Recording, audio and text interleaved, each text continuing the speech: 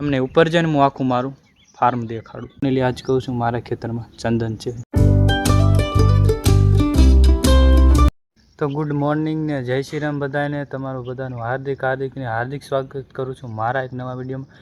Finally thumbnail જોઈને આવ્યા છો એટલે તમને ખબર તો પડી જ ગઈ હશે. વરસાદને કારણે છે ને આજે વ્લોગ બનાવવો પડ્યો છે, કારણ કે મેં જોયું કેટલા એમાં સોશિયલ મીડિયામાં એમાં અલગ અલગ રીતે કેટલાનું ખેડૂતનું ભારે નુકસાન થયું છે. કોઈક વેપારીનું, કોઈક ખેડૂતનું.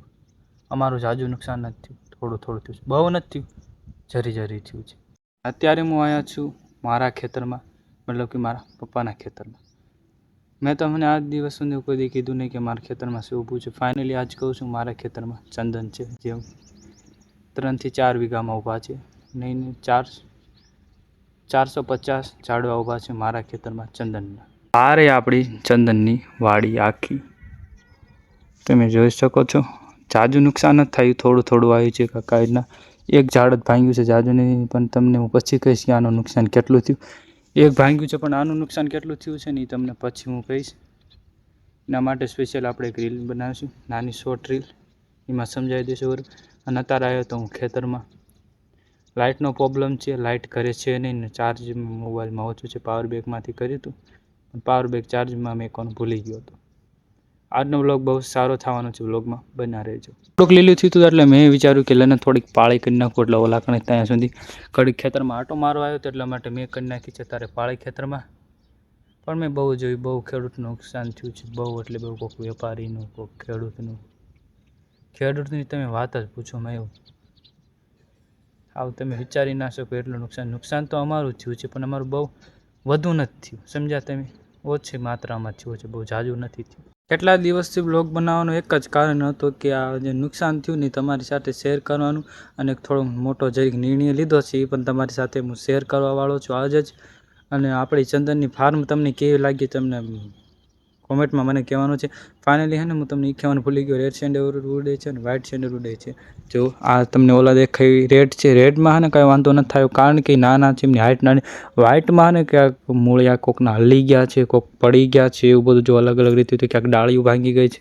એવી રીતના થોડો ઘણો નુકસાન આવ્યો છે. જો એટલા માટે મારા પપ્પાની ચંદન ફાર્મ કેવી લાગી કોમેન્ટમાં બતાવજો. ને આમાં આપણે હજી અલગ કરવાનું છે, 1 થી 2 વર્ષ પછી બધું અલગ કરવાનું છે. પણ શરૂઆત આજથી 3 વર્ષ પહેલાં કરી હતી. કોઈને મેં કીધું નહોતું. મારી સોશિયલ મીડિયામાં જે મારા અકાઉન્ટ છે એકમાંથી મેં કોઈ નથી કીધું, કે એકવાર જ કીધું હતું પણ એ વિડીયો જાજો રીલમાં ઉપડ્યો નહોતો, વ્યૂ નહોતા જાજા આવ્યા, ડાઉન વિડીયો હતો એટલા માટેની મેં તમને જાજાની ખબર નથી પડી. પણ કીધું આ છે મારી રેડ સેન્ડરવુડ ફાર્મ, મારું નહીં મારા પપ્પાનું.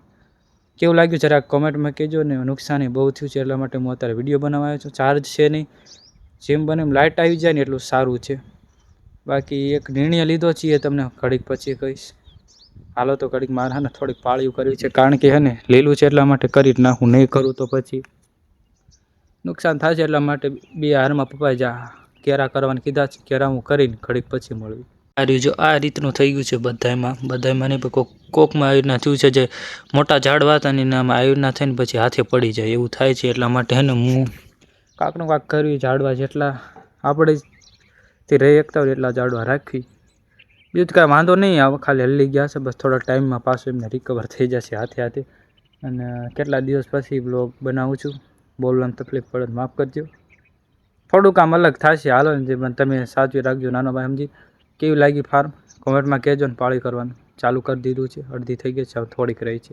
બપોર થવા આવ્યું છે, લાઇટ આવી નથી. આ છે જો સફેદ ચંદન આવડું, એવા 450 ઝાડવા આપણા ખેતરમાં ઊભા છે. આ રહ્યું લાલ ચંદન આખું. જો આવા તો આપણે ફરતા ઊભા છે ખેતરમાં, ફરતાની અંદર એવા 450 ઝાડવા છે, સફેદ ચંદન અને લાલ ચંદન. હા, જે તમે પુષ્પામાં જુઓ ને એ જ ચંદન. આ છે આપણી ફાર્મમાં ઊભા છે. જુઓ આ રહ્યું આપણું farm, Chandan farm. Red and white બે છે. મારું નથી, મારા પપ્પાનું છે. કોઈ કહેતા નહીં કે અશ્વિન આમ કહેતો. મેં ચોમાસામાં એક જ વાર ખેતી કરી છે, બાકી તો ફૂલ ધ્યાન અત્યારે અમારી ફાર્મ માથે જ છે. અને ફાર્મ આપણે હાથીને પછી સારું કરવાની તૈયારી આમાં ચાલુ કરી દેવી પડશે. ઉનાળો આવ્યો ને એટલામાં જેટલું બને એટલું આપણેથી સારું કરવાનું છે. અને નિર્ણય શું લીધો છે એ પણ તમને કહી દઉં. નિર્ણય એ લીધો છે કે આજથી આગળથી હવે આપણે ગુજરાતી બ્લોગ નહીં આવે. કારણ એક જ છે કે આવે હે ને હિન્દી બ્લોગ ચાલુ કરવાના છે. ગુજરાતી બ્લોગ જો કદાચ હું એકથી 2 મહિનામાં એક બ્લોગ બનાવું તો ગુજરાતી જો નહીં આવશે જ નહીં, માનો નહીં કે હવે હિન્દી જ બ્લોગ આવશે અખંડ. આપણે 2 યુટ્યુબ ચેનલમાં ને 1 ફેસબુકમાં, અને ફેસબુક બે ફેસબુક આઈડીમાં ને 2 યુટ્યુબ આઈડી, બેમાં આવવાને હિન્દી વિડીયો આવશે. હિન્દી વિડીયો અને હિન્દી બ્લોગ આગળથી તમને ગુજરાતી જોવા નહીં મળે. અને 1 થી 2 ઝાડવા ભાંગ્યા છે, એનો ખર્ચો કેટલો આવશે એ તમને હું પછી કહીશ, એટલા માટે તમે કોમેન્ટમાં કરી નાખો. અને તમને ખર્ચો કહીશ ને તમે વિચારતા રહેશો કે આટલો ખર્ચો આમાંથી તમને ખબર જ હશે ને, ચંદન છે બીજું કાંઈ નથી. કોમેન્ટ કરી નાખો એટલે હું તમને પછી આનો અલગથી વિડીયો મેકીશ, બ્લોગમાં મેકીશ કે આનો ખર્ચો શું આવ્યો એક ઝાડવાનો હું તમને કહીશ. હાલો તો તડકો બહુ થઈ ગયો છે ને, હે ને તડકાની વાત જ પૂછોમાં, એવો તડકો થઈ ગયો છે. વરસાદ પડ્યો તો તોય તડકો આવે છે. અને આગળથી જો વિચારી જો થઈ જાય તો આપણે ડેલી હિન્દી બ્લોગ ચાલુ કરવાના છે આવાથી.